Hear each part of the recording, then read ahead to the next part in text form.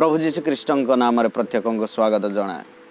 आज यही सुंदर सुजोग परमेश्वर मो जीवन में आपण मान मध्य प्रभुंर वाक्य किसी कहवा निमंते सुजोग देते से निमंते सही सदा प्रभु को धन्यवाद देवाक चाहे। आसतु आम्भे मैंने अल्प समय प्रभुंर वाक्य को ध्यान करने पूर्व आसतु आम्भे मैंने प्रभु ठारे आपण जीवन को समर्पित करवा प्रार्थना करवा। स्वर्गस्थ पिता परमेश्वर तुमरी महानाम को धन्यवाद करो, तुमरी गौरव प्रशंसा करो। तुम्हें आम्भन को जीवन कार्य कर परमेश्वर जहाद्वारा आम तुमरी से ही जीवंत वाक्य बुझीपर, तुमरी वाक्य को आम मैंने पालन कर आम्भन को जीवन को परमेश्वर तुम निमंते उत्सर्ग कर तुम वाक्य अनुसार आम मैंने जीवन काटी पार से तुम्हें साहाय्य कर प्रभु। विशेषकर वर्तमान जेते जन यही वाक्य को शुणवे प्रत्येक जीवन तुम्हें कार्य कर। पवित्र आत्मा तुम्हें कथा को तुम्हें हमको शिक्षा दियो, तुम पथर आमन को चलाओ। महिमा गौरव संभ्रम तुम्हें पाओ। प्रार्थना तुम्हें शुणी धन्यवाद है। केवल एकमात्र आमनकर उद्धारकर्ता मुक्तिदाता परित्राणकर्ता प्रभु जीशु कृष्ण नाम यही छोट प्रार्थना मांगिल पिता, आमेन। पुनर्बार मु परमेश्वर को धन्यवाद देवाक चाहे। यही सुंदर सुजोग परमेश्वर मो जीवन में आपण मान मध्य प्रभुंर वाक्य किसी कहवा निमंते सुजोग देले। विशेषकर आज यही समय मु रोमियो तार 3 अध्याय 23 पद को अध्ययन करवा। विशेषकर 3 अध्याय 23 पद ए प्रकार लिखा जाए, समस्ते तो पाप करी अछंती पुणी ईश्वर गौरव रहित होई अछंती। एठार आम्भे माने देखि पारो अछु जे प्रत्येक को समस्ते अर्थ प्रत्येक को दर्शाए। भारत वर्षर होना कहीं पृथ्वी कौन सी देशर मनुष्य होना कहीं समस्ते तो पाप करी अछंती। आ विशेषकर आम्भे माने जदि चिंता करिबा तेबे ए प्रकार कौन सी मनुष्य यही संसार नहांती जे पाप करी नाही। बाइबल लेखा समस्ते पाप करी अछंती। आओ से मानक जीवन रे छोट पाप किंबा बड़ पाप करि थाई पारंती, किंतु प्रत्येक लोक पापी अटंती। पृथ्वी रे ए प्रकार कौन सी मनुष्य नहांती जे कि धार्मिक व्यक्ति। प्रत्येक मनुष्य तांको जीवन रे किछि ना किछि से पाप करी अछंती।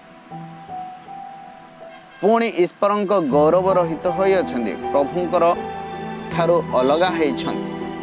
प्रभुंकर सहित जो संपर्क थिला से भांगी देइछंती। प्रभुंक ठारू से माने पृथक होइछंती, कारण आम्भनकर परमेश्वर से पवित्र परमेश्वर, अति पवित्र परमेश्वर अटंती। आ पवित्र परमेश्वर सहित यही पापर कौन सी संपर्क नाही। मनुष्य जिते पाप करे से समय परमेश्वर ठारू अलगा हुए। रोमियो तार 3 अध्याय 23 पद ताहा ही आम देखुचे, समस्ते तो पाप करी अछंती। तेबे मनुष्य जीवन रे भावना द्वारा, चालीचलन द्वारा, कथाभाषा द्वारा, क्रिया द्वारा, देखिबा द्वारा मध्य पाप होता है। अनेक लोक भावती जे मु व्यभिचार करिनी, मु नरहत्या करिनी, मु अन्य मन को धोखा दे ना, मु मिथ्या कथा कही ना, ये गुड़ाक तो छाड़त। किंतु वर्तमान आम्भे जो देखा आम्भनकर भावना द्वारा, आम्भनकर देखिबा द्वारा, आम्भनकर क्रिया द्वारा मध्य आम्भे माने पाप करि थाओ। जे यही पाप आम्भनक जीवन रे कौन करे निहाते आम्भन को जानिबा दरकार। पाप आम्भन को जीवन अनेक प्रकार समस्या आनी दे थाए। आसंतु आम्भे माने बाइबल किछि विषय शिक्षा करिबा। प्रथम मुझे यह कहवाक चाहे जे पाप आम्भन को जीवन रे परमेश्वर ठारू अलगा कर दिए। आउ यही जदि वाक्य आम्भे माने अध्ययन करिबा तबे निश्चिंत आम्भे माने बुझी पारिबा। ताहा होछि जिसाय 59 अध्याय 2 पद। सेठा जदि आम्भे माने पाठ करिबा तबे आम्भे माने निश्चिंत बुझी पारिबा जे पाप आम्भन को जीवन रे जेतले आसे से समय प्रभुंक ठारू अलगा कर दिए। आसंत आम्भे माने सही वाक्य को अध्ययन करिबा। सेठारे ए प्रकार लेखा अछि, मात्र तुम्भमानंकर अपराध सबु तुम्भमानंकर ओ तुम्भमानंक परमेश्वरंक मध्यरे विच्छेद घटाई अछि। ओ तुम्भमानंकर पाप सबु तुम्भमानंक ठारू ताहांक मुख लुचाई अछि, एथिपई से सुनिबे नाही। एठी आम्भे माने देखि पारुछु जे आम्भनकर पाप, आम्भनकर अपराध आम्भन को कौन करे, विच्छेद करे। ସେଥି ନିମନ୍ତେ ସେ ଆମ୍ଭମାନଙ୍କର ପ୍ରାର୍ଥନା ଶୁଣିବେ ନାହିଁ। ଆମ୍ଭମାନଙ୍କର ପାପ ପରମେଶ୍ୱରଙ୍କ ଠାରୁ ଆମ୍ଭମାନଙ୍କୁ ବିଚ୍ଛେଦ କରେ ବା ଅଲଗା କରିଦିଏ। କାହିଁକି ଅଲଗା କରିଦିଏ? କାରଣ ସେ ପବିତ୍ର ପରମେଶ୍ୱର ଅଟନ୍ତି, ସେ ଅତି ପବିତ୍ର ପରମେଶ୍ୱର ଅଟନ୍ତି। ବାଇବେଲ କୁହେ ସେ କେବେ ପାପ କରିନାହାନ୍ତି, ତାଙ୍କଠାରେ ପାପର କେଶ ମଧ୍ୟ ନାହିଁ। ଆଉ ଆମ୍ଭେ ଯେଉଁ ପାପ କରୁଅଛୁ, ତେବେ ଅତି ପବିତ୍ର ପରମେଶ୍ୱରଙ୍କ ସହିତ ଆମ୍ଭମାନଙ୍କର କୌଣସି ସମ୍ପର୍କ ରହିବ ନାହିଁ। ପାପର ସହିତ ପବିତ୍ରତାର କୌଣସି ସମ୍ପର୍କ ନାହିଁ। ଅନ୍ଧକାର ସହିତ ଆଲୋକର କୌଣସି ସମ୍ପର୍କ ନାହିଁ। ଏହା ବାଇବେଲ ଆମକୁ ଶିକ୍ଷା ଦିଏ। ତ ପ୍ରଥମ ପଦ ଆମ୍ଭେମାନେ ଜାଣିଲୁ ଯେ ପାପ ଆମ୍ଭମାନଙ୍କ ଜୀବନରେ ପରମେଶ୍ୱରଙ୍କ ଠାରୁ ବିଚ୍ଛେଦ କରିଦିଏ ବା ଅଲଗା କରିଦିଏ। ଦ୍ୱିତୀୟ ପଦ ଯଦି ଆମ୍ଭେମାନେ ଦେଖିବା, ତେବେ ପାପ ଆମ୍ଭମାନଙ୍କ ଜୀବନରେ ବୋଝ ଆଣିଦିଏ, ଆମମାନଙ୍କୁ ଭାର ଆଣିଦିଏ, ଆମ୍ଭେମାନେ କଷ୍ଟ ପାଇବୁ। ଏହି ବିଷୟ ଯଦି ଆମ୍ଭେମାନେ ଜାଣିବାର ଅଛି, ତେବେ ଗୀତ ସଂହିତା 38 ନମ୍ବରର 4 ପଦ ଆମ୍ଭେମାନେ ଅଧ୍ୟୟନ କରିବା, ତେବେ ନିଶ୍ଚିନ୍ତ ଆମ୍ଭେମାନେ ଜାଣିପାରିବା। ଆସନ୍ତୁ ଆମ୍ଭେମାନେ ଗୀତ ସଂହିତା 38 ଅଧ୍ୟାୟର 4 ପଦକୁ ଅଧ୍ୟୟନ କରିବା। କାରଣ ମୋହର ଅପରାଧ ମୋ ମସ୍ତକ ଉପରେ ଉଠିଅଛି, ତାହା ସବୁ ମୋ ଶକ୍ତି ଅପେକ୍ଷା ଭାରି ବୋଝ ସ୍ୱରୂପ। ଏଇଠି ଆମ୍ଭେମାନେ ଦେଖିପାରୁଛୁ ମୋ ପାପ ମୋ ନିମନ୍ତେ ବୋଝ ସ୍ୱରୂପ। ଯେତେବେଳେ ପରମେଶ୍ୱରଙ୍କର ବିରୁଦ୍ଧରେ ମନୁଷ୍ୟ ପାପ କରେ, ତେବେ ସେହି ଭାର ମନୁଷ୍ୟ ଜୀବନରେ ଆସିଥାଏ। ଏହା ଏକ ବୋଝ ସ୍ୱରୂପ ହୁଏ। ପାପର ଭାର ଅତି ଭୟଙ୍କର ହୋଇଥାଏ। ଗୀତ ସଂହିତାରେ ଆମ୍ଭେମାନେ ଅଧ୍ୟୟନ କଲୁ 34 ଅଧ୍ୟାୟର 4 ପଦରେ ଯେ ପାପ ଆମ୍ଭମାନଙ୍କ ଜୀବନରେ ବୋଝ ସ୍ୱରୂପ। ଆଉ ଯଦି ଆମ୍ଭେମାନେ ଜିହିଜିକଲ 18 ଅଧ୍ୟାୟର 4 ପଦ ପଢ଼ିବା, ସେଠାରେ ଆଉ ଗୋଟିଏ ବିଷୟ ଲେଖା ଅଛି ଯେ ପାପ ଆମ୍ଭମାନଙ୍କ ଜୀବନରେ ମୃତ୍ୟୁ ଆଣିଦିଏ। ଆମ୍ଭମାନଙ୍କର ଯେଉଁ ପରମେଶ୍ୱର, ତାହାଙ୍କର ପ୍ରାରମ୍ଭ କେବେ ହେଲା କୌଣସି ମନୁଷ୍ୟ କହିପାରିବେ ନାହିଁ। କୌଣସି ସୃଷ୍ଟିର ଥିବା ପ୍ରାଣୀମାନେ କହିପାରିବେ ନାହିଁ। ବାଇବଲରେ ଏ ପ୍ରକାର ଲେଖା ଅଛି, ସେ ଆଦି ପୁଣି ଅନ୍ତ, ସେ ଆରମ୍ଭ ଓ ଶେଷ, ସେ କୈବଲ୍ୟ ପରମେଶ୍ୱର। ତାହାଙ୍କର ଆରମ୍ଭ କେବେ ହୋଇଥିଲା ଆମ୍ଭେ ଜାଣିନାହୁଁ। ପୁଣି ସେ ସଦା ସର୍ବଦା ରହିବା ପରମେଶ୍ୱର, ସେ ଚିରକାଳ ରହିବା ପରମେଶ୍ୱର ଅଟନ୍ତି। ଆଉ ସେହି ପରମେଶ୍ୱର ଯେତେବେଳେ ମନୁଷ୍ୟକୁ ଗଢ଼ିଲେ, ମନୁଷ୍ୟକୁ ନିର୍ମାଣ କଲେ, ସେ ଏହି କଥା କହନ୍ତି। ଆମ୍ଭେମାନେ ଯଦି ଆଦି ପୁସ୍ତକ 1 ଅଧ୍ୟାୟ 26-27 ପଦ ପଢ଼ିବା, କିମ୍ବା 2 ଅଧ୍ୟାୟର 7 ପଦ ଯଦି ଆମ୍ଭେମାନେ ପଢ଼ିବା, ସେଇଠି ଆମ୍ଭେମାନେ ବୁଝିପାରିବା ଯେ ପରମେଶ୍ୱର କହନ୍ତି ଆମ୍ଭେ ମନୁଷ୍ୟକୁ ଆପଣା ଆକୃତିରେ, ଆପଣା ସ୍ୱରୂପରେ, ଆପଣା ହସ୍ତରେ ନିର୍ମାଣ କରିବା। ଆମ୍ଭଙ୍କର ପରମେଶ୍ୱର ସେ ଚିରକାଳ ରହିବେ, ତେବେ ମନୁଷ୍ୟ କାହିଁକି ଚିରକାଳ ରହିବ ନାହିଁ? ଆମ୍ଭଙ୍କର ପରମେଶ୍ୱର କୌଣସି ଅନ୍ତ ନାହିଁ। ଆମ୍ଭଙ୍କର ପରମେଶ୍ୱର ସର୍ବଦା ରହିବା ପରମେଶ୍ୱର ଅଟନ୍ତି। ତେବେ ତାହାଙ୍କ ଆକୃତିରେ ଗଢ଼ା ମନୁଷ୍ୟଙ୍କର ମଧ୍ୟ ଅନ୍ତ କେବେ ହେବା କଥା ନୁହେଁ। କିନ୍ତୁ ମନୁଷ୍ୟ ଯେତେବେଳେ ପରମେଶ୍ୱରଙ୍କ ବିରୁଦ୍ଧରେ ପାପ କଲେ, ପ୍ରଭୁଙ୍କର ବାକ୍ୟକୁ ଅମାନ୍ୟ କଲେ, ପ୍ରଭୁଙ୍କର ଆଜ୍ଞାକୁ ସେ ଅମାନ୍ୟ କଲେ, ପ୍ରଭୁଙ୍କ ବିରୁଦ୍ଧର କାର୍ଯ୍ୟ କଲେ, ସେହି ସମୟରେ ତାଙ୍କ ଜୀବନରେ ପାପ ଆସିଲା। ଆଉ ପାପ ଯେଉଁ ସମୟରେ ତାଙ୍କ ଜୀବନରେ ପ୍ରବେଶ କଲା, ତେବେ ମରଣ ମଧ୍ୟ ତାଙ୍କ ଜୀବନରେ ପ୍ରବେଶ କଲା। ଆମ୍ଭେମାନେ ଯେଉଁ ଜିହିଜିକଲ 18:4 ଅଧ୍ୟୟନ କଲୁ, ସେଠାରେ ଆମ୍ଭେମାନେ ବୁଝିପାରୁ ଯେ ପାପ ଆମ୍ଭମାନଙ୍କ ଜୀବନରେ ମୃତ୍ୟୁ ଆଣିଦିଏ।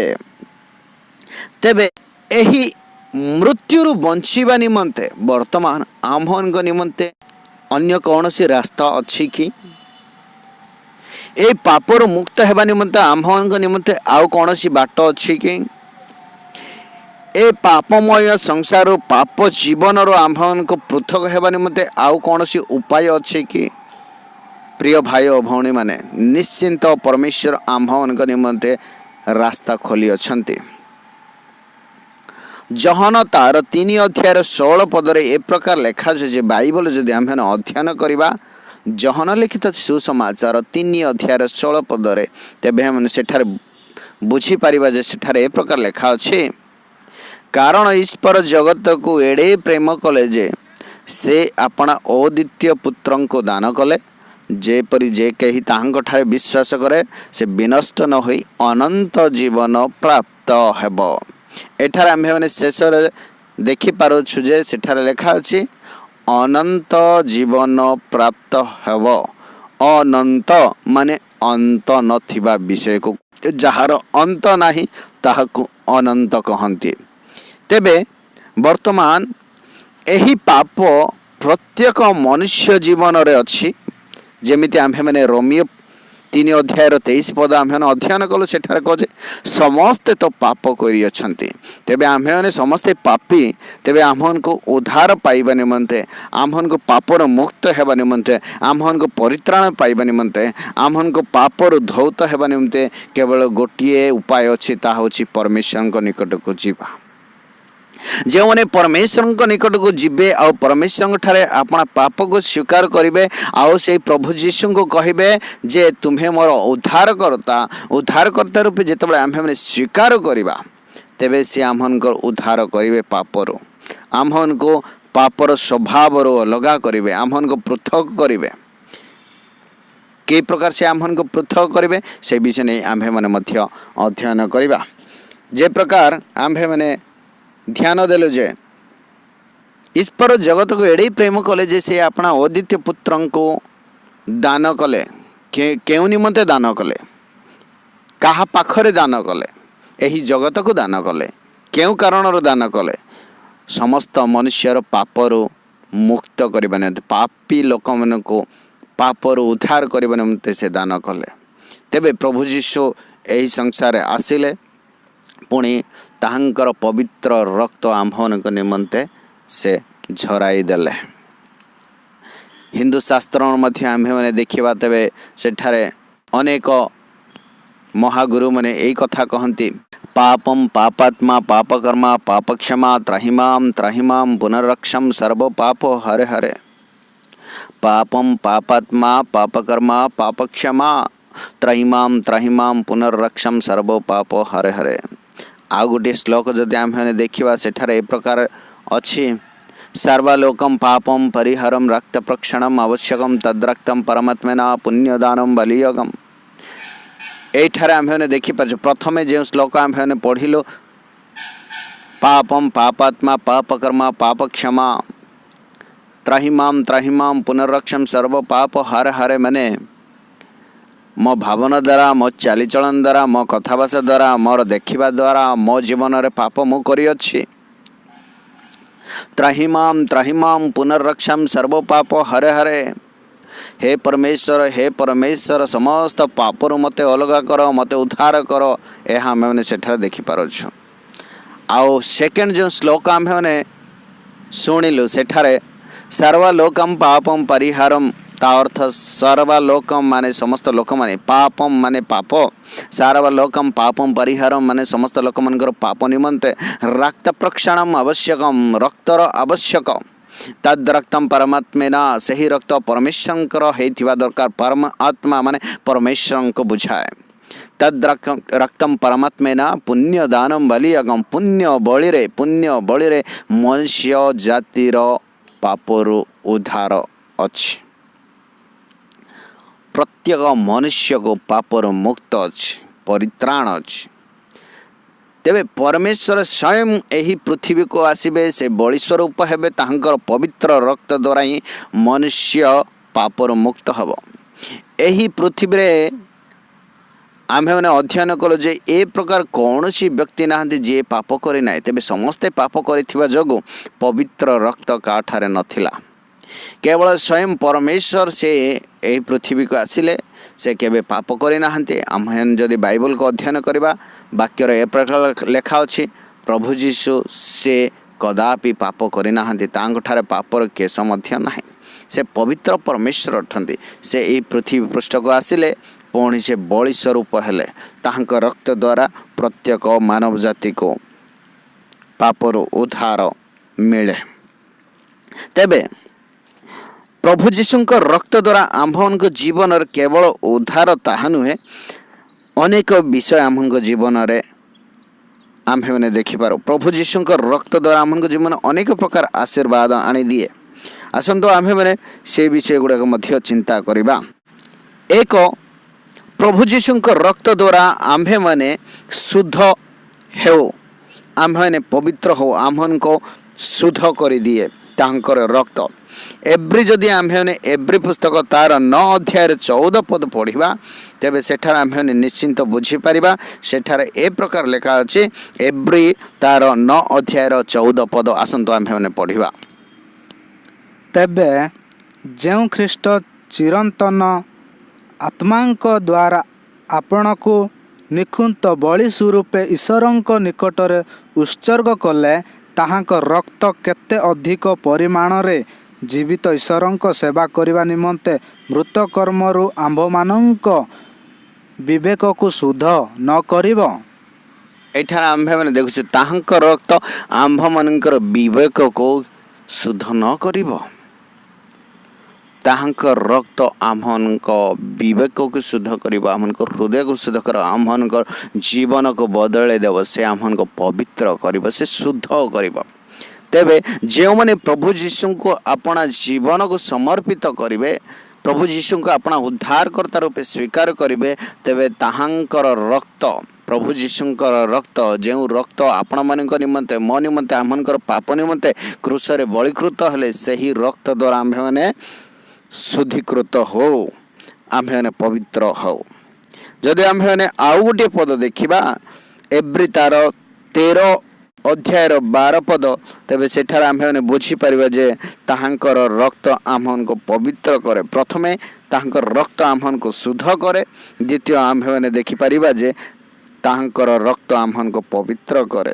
आसंतो आम्भे माने एव्री तार 13 अध्याय 12 पद को मध्य अध्ययन करिबा। अति सखासे जीशु मध्य आपणा रक्त द्वारा जेपरि लोकंकु पवित्र करंती एथिपाई नगर द्वारर बाहरे मृत्यु भोग कले नगर द्वार रे मृत्यु भोग कले केउ कारणर मृत्यु भोग कले ताहांक रक्त द्वारा आम्भनको पवित्र करिबा निमंते।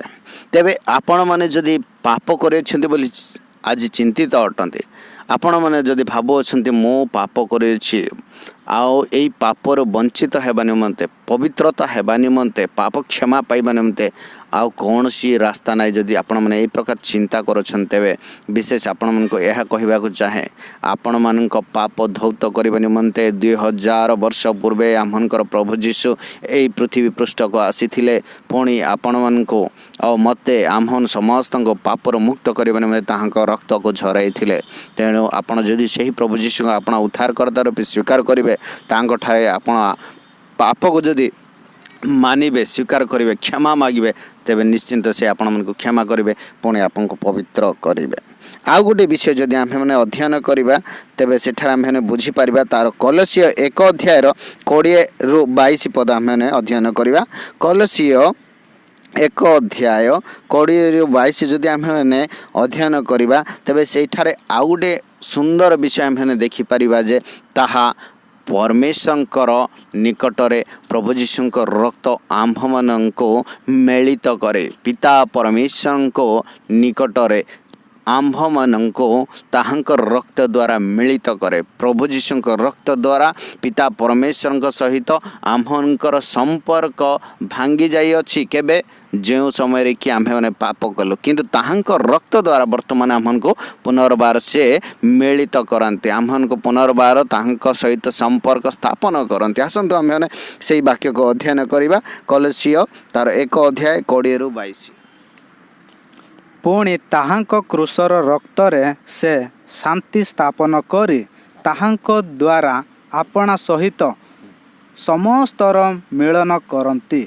हाँ ताहांक द्वारा पृथ्वी बा स्वर्गरे स्थित समस्त विषयर मिलन करती आउ पूर्वे दुष्कर्म करी तुम्भे माने ईश्वरंक ठारू पृथक व मनरे ताहांकर शत्रु थिल किंतु प्रथमे पाप करी परमेश्वरंक ठारू अलग हाई ताहांकर शत्रु हेथिलो किंतु वर्तमान आम्भे माने सेठी देखि पारो छु जे କିନ୍ତୁ ଏବେ ସେ ତୁମ୍ଭମାନଙ୍କୁ ମଧ୍ୟ ଆପଣା ସାକ୍ଷାତରେ ପବିତ୍ର ଅନିନ୍ଦନୀୟ ଓ ନିର୍ଦ୍ଦୋଷ କରି ସ୍ଥାପନ କରିବା ନିମନ୍ତେ ଖ୍ରୀଷ୍ଟଙ୍କ ମାଂସମୟ ଶରୀରରେ ମୃତ୍ୟୁ ଦ୍ୱାରା ତୁମ୍ଭମାନଙ୍କୁ ଆପଣା ସହିତ ମିଳିତ କରିଅଛନ୍ତି। ଏଠାରେ ଆମ୍ଭେମାନେ ବୁଝୁଛୁ ପ୍ରଭୁ ଯୀଶୁଙ୍କର ମୃତ୍ୟୁ ଦ୍ୱାରା ତାଙ୍କର ରକ୍ତ ଦ୍ୱାରା ଆମ୍ଭମାନଙ୍କୁ ପିତା ପରମେଶ୍ୱର ସହିତ ମିଳିତ କରୁଅଛନ୍ତି।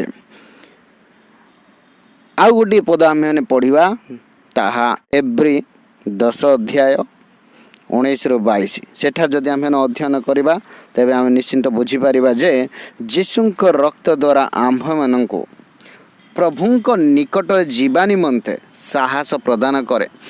ଗୋଟିଏ ପାପୀ ପବିତ୍ର ଅତି ପବିତ୍ର ପରମେଶ୍ୱରଙ୍କର ସନ୍ନିଧିରେ ଯିବା ନିମନ୍ତେ କେବେ ସାହସ କରେ ନାହିଁ, କାରଣ ପାପୀ ମନୁଷ୍ୟ ଆମ୍ଭେମାନେ ଅଟୁ। ଆମ୍ଭେମାନେ ପ୍ରଭୁଙ୍କ ବିରୁଦ୍ଧରେ ଅନେକ ପ୍ରକାର ପାପ କରିଅଛୁ, ତେବେ ଆମ୍ଭେମାନେ ପ୍ରଭୁଙ୍କ ସନ୍ନିଧିରେ ଯିବା ନିମନ୍ତେ ଆମ୍ଭଙ୍କଠାରେ କୌଣସି ସାହସ ନାହିଁ। କିନ୍ତୁ ପ୍ରଭୁ ଯୀଶୁଙ୍କ ରକ୍ତ ଦ୍ୱାରା ଆମ୍ଭେମାନେ ପ୍ରଭୁ ଯୀଶୁଙ୍କର ରକ୍ତ ଦ୍ୱାରା ଧୌତ ହୋଇ ପ୍ରଭୁଙ୍କର ରକ୍ତର ଯେଉଁ ଆମ୍ଭଙ୍କ ନିମନ୍ତେ ଝରିଅଛନ୍ତି ତାହାଙ୍କ ରକ୍ତ ଦ୍ୱାରା ଆମ୍ଭେମାନେ ପରିଷ୍କୃତ ହୋଇ ପ୍ରଭୁ ପିତା ପରମେଶ୍ୱରଙ୍କ ନିକଟକୁ ଯିବା ନିମନ୍ତେ ଆମ୍ଭଙ୍କଠାରେ ସାହସ ପ୍ରଦାନ କରେ। ଆସନ୍ତୁ ସେହି ବିଷୟ ମଧ୍ୟ ଆମେ ଅଧ୍ୟୟନ କରିବା। ଏବ୍ରୀ 10:19-22 ପଦ। ଅତଏବ ହେ ଭାଇମାନେ, ଯୀଶୁ ବିଚ୍ଛେଦ ବସ୍ତ୍ର ଅର୍ଥାତ୍ ଆପଣା ଶରୀର ଦ୍ୱାରା ଯେଉଁ ନୂତନ ଓ ଜୀବନଦାୟକ ପଥ ଆମ୍ଭମାନଙ୍କ ନିମନ୍ତେ ପ୍ରସ୍ତୁତ କରିଅଛନ୍ତି, ସେହି ପଥରେ ଯୀଶୁଙ୍କ ରକ୍ତ ଦ୍ୱାରା ମହାପବିତ୍ର ସ୍ଥାନରେ ପ୍ରବେଶ କରିବା ନିମନ୍ତେ ଆମ୍ଭମାନଙ୍କର ସାହସ ଥିବାରୁ, ପୁଣି ଈଶ୍ୱରଙ୍କ ଗୃହ ଉପରେ ନିଯୁକ୍ତ ଆମ୍ଭମାନଙ୍କର ଜଣେ ମହାନ ଯାଜକ ଥିବାରୁ, ଆସ ଆମ୍ଭେମାନେ ହୃଦୟ ପ୍ରକ୍ଷାଳନ ଦ୍ୱାରା କଳୁଷିତ ବିବେକରୁ ଶୁଚୀକୃତ ଓ ନିର୍ମଳ ଜଳରେ ଧୌତ ଶରୀରର ହୋଇ ସରଳ ହୃଦୟ ସହ ପୂର୍ଣ୍ଣ ବିଶ୍ୱାସରେ ଈଶ୍ୱରଙ୍କ ନିକଟବର୍ତ୍ତୀ ହେଉ। ଏଇଠି ମଧ୍ୟ ଆମେ ବୁଝିପାରିଲୁ ଯେ ପ୍ରଭୁ ଯୀଶୁଙ୍କର ରକ୍ତ ଦ୍ୱାରା ଆମ୍ଭେମାନେ ପ୍ରଭୁଙ୍କ ନିକଟକୁ ଯିବା ନିମନ୍ତେ ସାହସ ପାଇଥାଉ, କାରଣ ସେହି ସାହସ ଆମ୍ଭଙ୍କଠାରେ ନଥିଲା। ବର୍ତ୍ତମାନ ତାଙ୍କ ରକ୍ତ ଦ୍ୱାରା ଆମ୍ଭମାନଙ୍କୁ ସିଏ ସାହସ ଦେଲେ, କାରଣ ତାଙ୍କର ରକ୍ତ ପବିତ୍ର। ଆଉ ଯେତେବେଳେ ସେ ତାଙ୍କ ରକ୍ତ ଦ୍ୱାରା ଆମ୍ଭମାନଙ୍କୁ ଧୌତ କଲେ, ଆମ୍ଭେମାନେ ପିତା ପରମେଶ୍ୱରଙ୍କ ଆଗରେ ଗ୍ରହଣ ଯୋଗ୍ୟ ହେଲୁ। ଆଉ ଗୋଟିଏ ପଦ ଆମ୍ଭେମାନେ ପଢ଼ିବା, ଆଉ ତାହା ହେଉଛି ଏବ୍ରୀ 10:14 ପଦ। ସେଠାରେ ଆମ୍ଭେମାନେ ବୁଝିପାରିବା ଯେ ପ୍ରଭୁଙ୍କ ରକ୍ତ ଦ୍ୱାରା ଆମ୍ଭମାନଙ୍କୁ ସିଦ୍ଧ କରେ ବା ପବିତ୍ର କରେ। ପ୍ରଭୁଙ୍କ ରକ୍ତ ଦ୍ୱାରା ଆମ୍ଭେମାନେ ପବିତ୍ର ହେଉ, ପ୍ରଭୁ ଯୀଶୁଙ୍କ ରକ୍ତ ଦ୍ୱାରା ଆମ୍ଭେମାନେ ସିଦ୍ଧ ହେଉ। ଏବ୍ରୀ ପୁସ୍ତକ 10:14 ପଦ ସେଠାରେ ସେହି ପ୍ରକାର ଲେଖା ଅଛି। ଆସନ୍ତୁ ଆମ୍ଭେମାନେ ତାହା ଅଧ୍ୟୟନ କରିବା। କାରଣ କେବଳ ଏକ ବଳିର ଉତ୍ସର୍ଗ ଦ୍ୱାରା ସେ ପବିତ୍ରୀକୃତ ହେଉଥିବା ଲୋକମାନଙ୍କୁ ଚିରକାଳ ପାଇଁ ସିଦ୍ଧ କରିଅଛନ୍ତି। ଏଠାରେ ଆମ୍ଭେମାନେ ଦେଖିପାରିଲୁ ଯେ ଚିରକାଳ ପାଇଁ ସିଦ୍ଧ କରିଅଛନ୍ତି, ପବିତ୍ର ଆମ୍ଭଙ୍କୁ କରୁଅଛନ୍ତି। ତେବେ ପ୍ରିୟ ଭାଇ ଓ ଭଉଣୀମାନେ, ଆପଣମାନଙ୍କ ଜୀବନରେ ପାପ କ୍ଷମା ପାଇବା ନିମନ୍ତେ ଧନ ଦ୍ୱାରା, ଟଙ୍କା ପଇସା ଦ୍ୱାରା, ଜ୍ଞାନ ଦ୍ୱାରା, ବୁଦ୍ଧି ଦ୍ୱାରା, ସାମର୍ଥ୍ୟ ଦ୍ୱାରା ପାପରୁ କ୍ଷମା ପାଇବା ନିମନ୍ତେ କୌଣସି ଉପାୟ ନାହିଁ। ଏହା ସମ୍ଭବ ନୁହେଁ।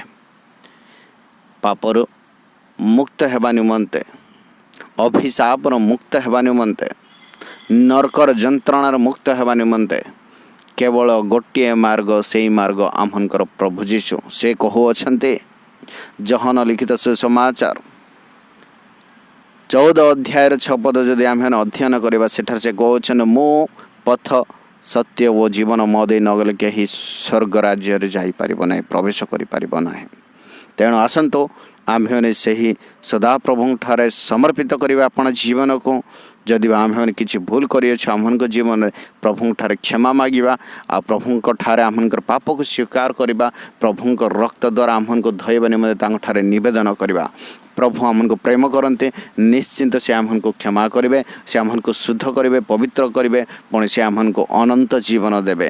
ସେ ତାହା ଚାହୁଁଅଛନ୍ତି, କାହିଁକି ମାନେ परमेश्वर वाक्य ए प्रकार लिखाऊँ पापीर मरण ताहांकर संतोष नहीं किंतु पापी अपना कोपथर फेरी बंचब तहिरे ताहांकर संतोष अच्छे तेबे आम्भे मैंने जो पापी आम्भे ने फेरी ताहांक निमंते बंचिबा पुणी अनंत जीवन पाइबा ताही प्रभु आमको ठारो चाहूँ तेणु आसतु आम्भे मैंने समस्ते प्रभु ठारे समर्पित आपण जीवन को करवा आ क्षमा मांगवा तेज हम जीवन निश्चिंत परमेश्वर आशीर्वाद करेंगे आसतु मो सहित आपण मैंने आप पाप को स्वीकार करूँ आओ प्रभु ठारे समर्पित हूँ प्रभु आपण को मंगल करेंगे आशीर्वाद करेंगे पुणी अनंत जीवन देवे आसतु प्रार्थना करवा स्वर्गस्थ पिता परमेश्वर तुम्हारी महानाम को धन्यवाद करुच्छो तुम्हारी गौरव करुच्छो हाँ परमेश्वर आम्भे मैंने आमनकर भावना द्वारा चालीचलन द्वारा कथाभाषा द्वारा आमनक क्रिया द्वारा पाप करियो आमनक जीवन अनेक अपराध करियो किंतु आम्भे तुम ठारे स्वीकार करुच्छो प्रभु आमन को तुम क्षमा कर आउ एई पापर मुक्त हेबा निमंते एई अंधकार आमन को मुक्त हेबा निमंते एई नरकर आमन को बंचिबा निमंते आउ कौनसी उपाय नहीं धन द्वारा संभव नुहे हाँ परमेश्वर सुना रूपा द्वारा संभव नुहे टंका पैसा द्वारा संभव नुहे आमनकर ज्ञान द्वारा संभव नुहे बुद्धि द्वारा संभव नुहे कौनसी मनुष्य द्वारा संभव नहीं अन्य कौनसी बलि द्वारा संभव नुहे किंतु केवल तुम्हारी रक्त द्वारा संभव जहाँ तुम्हें हमन निमंते पवित्र रक्त झरे से तुमको धन्यवाद आओ आम्भे मैंने पापी प्रभु आम तुम ठारे स्वीकार करुँ जेते भाई भौणी मैंने तुम ठारे स्वीकार कर पाप को प्रभु तुम्हें तांकर अंतर विषय जान तांको तुम्हें निरीक्षण करुछ धन्यवाद दौछो तांको तुम्हें क्षमा कर मत तुम्हें क्षमा कर आम समस्त तुम्हें क्षमा कर पुणी से ही अनंत जीवन प्राप्त हेन तुम्हें साहाय्य कर पुनर्बार प्रभु आमनकर समस्त अपराध को आमनकर समस्त बोझ को आमनकर समस्त प्रभु भार को तुम हस्तर समर्पित कर तुम्हें संभाल आम क्षमा कर पुणे तुम पथरे चारि मन तुम्हें साहाय्य कर महिमा गौरव तुम्हें पाओ तुम हस्ते समस्त विषय अर्पण करुछ प्रभु जो मैंने प्रभु तुम ठार समर्पित होती वाक्य माध्यम से प्रत्येक तुम्हें आशीर्वाद कर से प्रभु अनंत जीवन प्राप्त तुम्हें साहाय्य कर से समस्त पाप अपराध क्षमा कर महिमा गौरव संभ्रम तुम्हें पा प्रार्थना तुम्हें शुणी अच्छे धन्यवाद जीशु नाम ही प्रार्थना मांगुछ पिता आमेन प्रभु यही वाक्य दे आम समस्त को आशीर्वाद करंतु आमेन आमेन।